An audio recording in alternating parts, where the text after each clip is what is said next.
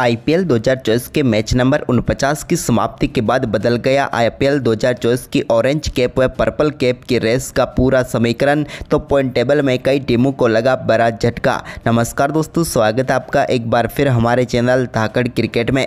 दोस्तों, आईपीएल 2024 के 49वें मुकाबले में पंजाब किंग्स की टीम ने जीत के साथ ही पॉइंट टेबल का समीकरण बदल दिया है, जहां पर कई टीमों के प्लेऑफ में पहुंचने की राह मुश्किल हो चुकी है।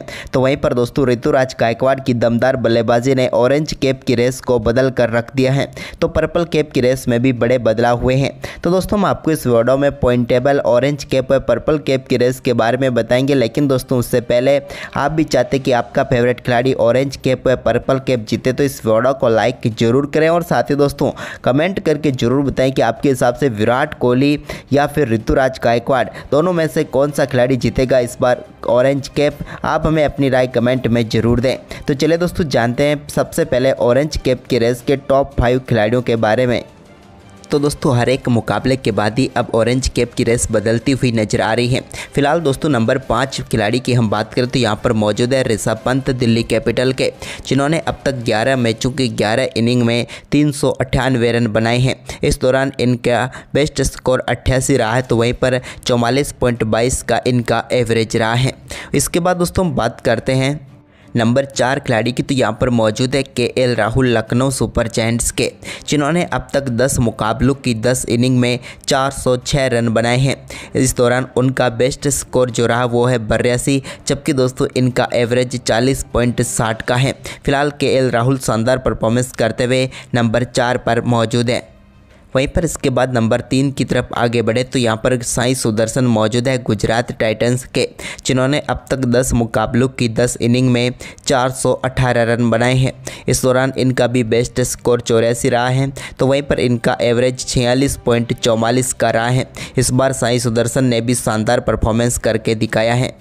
तो वहीं पर दोस्तों आज के मुकाबले के बाद विराट कोहली के सिर से अब छिन चुका है ऑरेंज कैप, क्योंकि दोस्तों अब विराट कोहली के पास 10 मुकाबलों की 10 इनिंग के बाद 500 रन है। इनका बेस्ट स्कोर इस दौरान 113 रहा है, जबकि इनका एवरेज 71.43 का रहा है।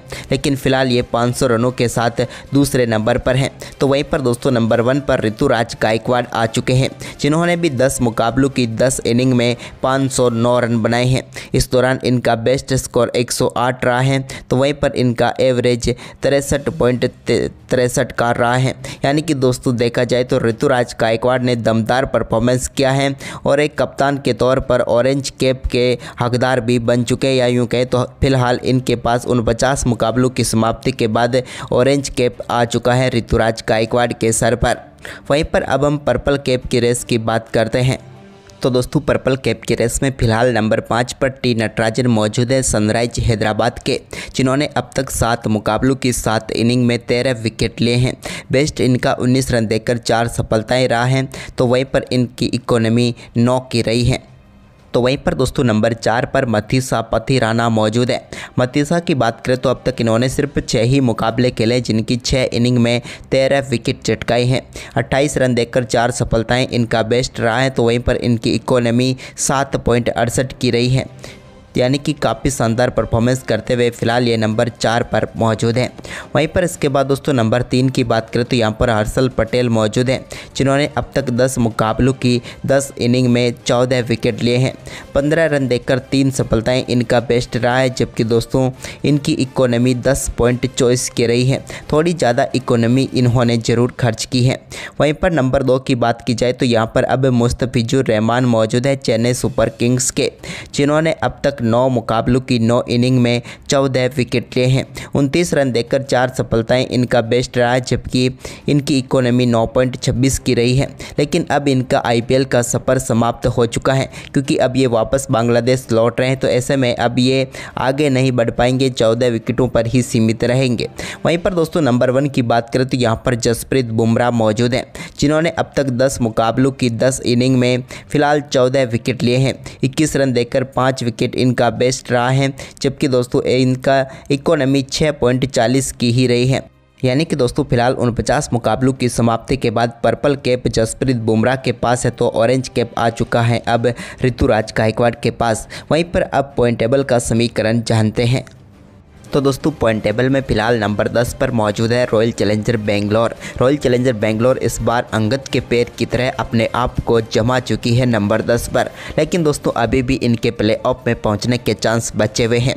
फिलहाल 10 मुकाबलों के बाद 3 जीत व 7 हार के साथ इनके पास 6 पॉइंट हैं, जबकि नेट रन रेट -0.415 है। अब इस टीम को प्लेऑफ में पहुंचने के लिए अपने बचे हुए सभी 4 मुकाबले जीतने हैं। अगर ये सभी 4 मुकाबले जीत जाती हैं तो 14 अंकों तक पहुंच जाएगी, और 14 अंकों तक अगर प्लेऑफ में पहुंचने के लिए कोई 4 टीमों में से एक टीम फंसती है तो फिर नेट रन रेट के आधार पर फैसला होगा जहां पर ये टीम जा सकती है। यानी कि सिर्फ 1% चांस प्लेऑफ में पहुंचने के बचे हुए हैं आरसीबी की टीम के। तो वहीं पर इसके बाद दोस्तों नंबर 9 पर मौजूद मुंबई इंडियंस की टीम का भी हाल कुछ ऐसा ही है। मुंबई ने भी अब तक 10 मुकाबले खेले हैं, जिनमें से सिर्फ 3 मुकाबले जीते हैं, जबकि 7 मुकाबलों में इस टीम को भी हार का सामना करना पड़ा है। मुंबई इंडियंस की टीम की बात करें तो दोस्तों इनके पास भी फिलहाल सिर्फ 6 पॉइंट है, जबकि नेट रन रेट -0.272 है।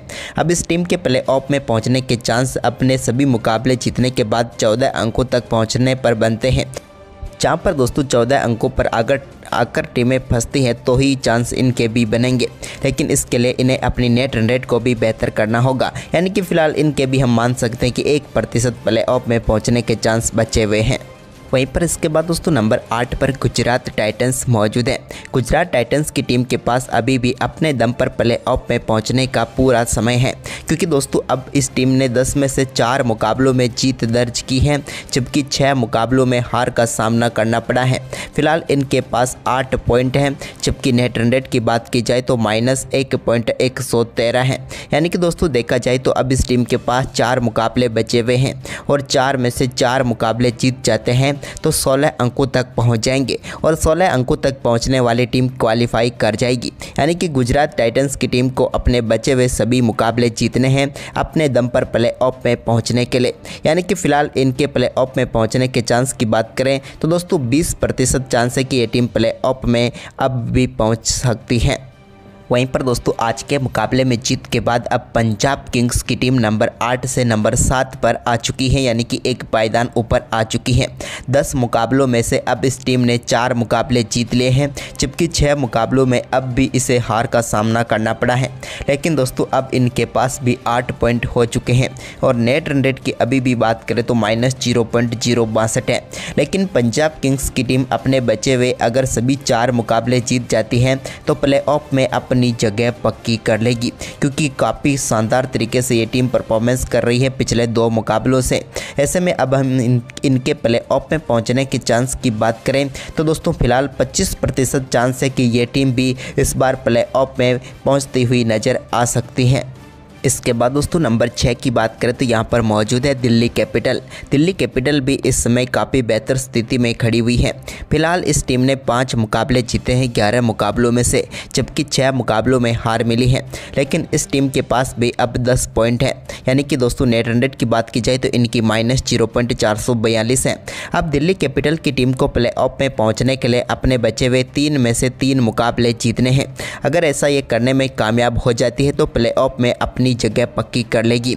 यानी कि दिल्ली कैपिटल के प्लेऑफ में पहुंचने के चांस की हम बात करें तो फिलहाल 30% चांस है कि ये टीम प्लेऑफ में पहुंच सकती है।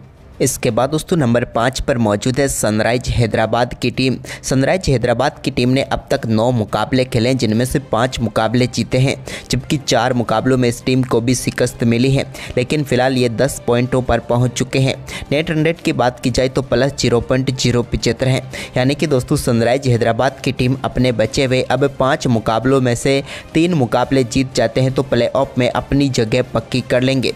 यानी कि इनकी भी राह थोड़ी आसान नजर आ रही है। लेकिन फिलहाल हम इनके प्लेऑफ में पहुंचने के चांस की बात करें तो दोस्तों फिलहाल 75% चांस है कि सनराइज हैदराबाद की टीम अब प्लेऑफ में पहुंचती हुई नजर आएगी। वहीं पर दोस्तों आज के मुकाबले में हार के साथ ही अब चेन्नई सुपर किंग्स की टीम के लिए प्लेऑफ में पहुंचना अब आसान नहीं रहा है, क्योंकि दोस्तों चेन्नई सुपर किंग्स ने अब तक 10 मुकाबले खेल लिए हैं, जिनमें से आधे ही मुकाबले जीते हैं, जबकि आधे ही मुकाबले इस टीम ने हारे हैं, यानी कि 5-5। अब इस टीम के पास 10 पॉइंट हैं। नेट रन रेट भले ही अभी भी चेन्नई सुपर किंग्स के पक्ष में है, जो कि हैं प्लस 0.627। चेन्नई सुपर किंग्स के पास अब 4 ही मुकाबले बचे हुए हैं। इन 4 मुकाबलों में से अगर चेन्नई सुपर किंग्स की टीम 3 मुकाबले जीत जाती है तो प्लेऑफ में अपनी जगह पक्की कर लेगी। लेकिन दोस्तों चेन्नई सुपर किंग्स के फिलहाल प्लेऑफ में पहुंचने के चांस की हम बात करें, ये भले ही अभी टॉप 4 में है लेकिन इनके प्लेऑफ में पहुंचने के चांस अब सिर्फ 50% ही बचे हुए हैं, क्योंकि अगले 4 में से 3 मुकाबले जीतना चेन्नई के लिए भी उतना आसान नहीं होगा, क्योंकि इस टीम के गेंदबाजों के ऊपर सवाल उठ चुके हैं, क्योंकि जहां मुस्तफिजुर बाहर हो चुके हैं तो वहीं पर इसके अलावा पथिराना चोटिल है और साथ ही साथ दीपक चहर भी चोटिल हो चुके हैं। ऐसे में अब चेन्नई के लिए मुश्किलें बढ़ती हुई नजर आएगी। वहीं पर दोस्तों नंबर 3 टीम की बात करें तो यहाँ पर लखनऊ सुपर जायंट्स की टीम मौजूद है। लखनऊ की टीम ने अब तक 10 मुकाबले खेले, जिनमें से 6 मुकाबले जीते हैं जबकि 4 मुकाबले हारे हैं। इनके पास फिलहाल 12 पॉइंट हो चुके हैं। तो साथ ही नेट रन रेट की बात की जाए तो प्लस 0.094 है। यानी कि दोस्तों लखनऊ सुपर जायंट्स की टीम की राह भी आसान ही नज़र आ रही है, क्योंकि अब इस टीम के पास बचे हुए 4 मुकाबलों में से सिर्फ 2 मुकाबले जीते ही ये प्लेऑफ में अपनी जगह पक्की कर लेंगे। यानी कि फिलहाल लखनऊ सुपर जायंट्स की टीम की बात करें दोस्तों तो 85% चांस है कि ये टीम प्लेऑफ में अपनी जगह पक्की कर लेगी। वहीं पर दोस्तों नंबर 2 टीम की बात करें तो यहाँ पर मौजूद है कोलकाता नाइट राइडर्स, जिन्होंने अब तक 9 मुकाबले खेले हैं, जिनमें से 6 मुकाबले जीते हैं जबकि सिर्फ 3 ही मुकाबले हारे हैं। इनके पास 12 पॉइंट है जबकि नेट रन रेट भी इनके पक्ष में है, जो कि प्लस 1.096 है।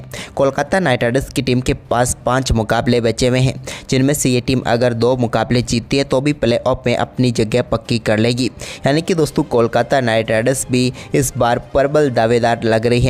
और फिलहाल इनके प्लेऑफ में पहुंचने के प्रतिशत की बात करें दोस्तों तो 95% चांस है कि ये टीम भी प्लेऑफ में खेलती हुई नजर आएगी। वहीं पर दोस्तों नंबर 1 टीम पर बात की जाए तो यहाँ पर फिलहाल राजस्थान रॉयल्स मौजूद है। राजस्थान की टीम ने अब तक 9 मुकाबले खेले, जिनमें से 8 मुकाबलों में जीत दर्ज की है जबकि सिर्फ 1 मुकाबला राजस्थान रॉयल्स की टीम ने अब तक हारा है। राजस्थान के पास 16 पॉइंट हो चुके हैं और इनकी नेट रन रेट भी प्लस 0.694 है। राजस्थान रॉयल्स की टीम प्लेऑफ में अपनी जगह पक्की कर चुकी है। अब इनका संघर्ष रहेगा वो है नंबर 1 पर बने रहना। इसके लिए इन्हें ज़्यादा से ज़्यादा मुकाबले जीतना जरूरी है। लेकिन दोस्तों राजस्थान रॉयल्स की टीम तो प्लेऑफ में पहुंच चुकी है, तो ऐसे में अब 3 टीमें और कौन सी आ सकती हैं? तो दोस्तों फिलहाल यहां पर केकेआर लखनऊ सबसे मजबूत टीमें नजर आ रही है, जो 3 टीमें यहां पर तय हो चुकी है या हो सकती हैं। इसके अलावा चेन्नई सनराइज हैदराबाद 2 टीमें और प्रबल दावेदार हैं इस लक्ष्य यानी कि टॉप 4 में जगह बनाने की।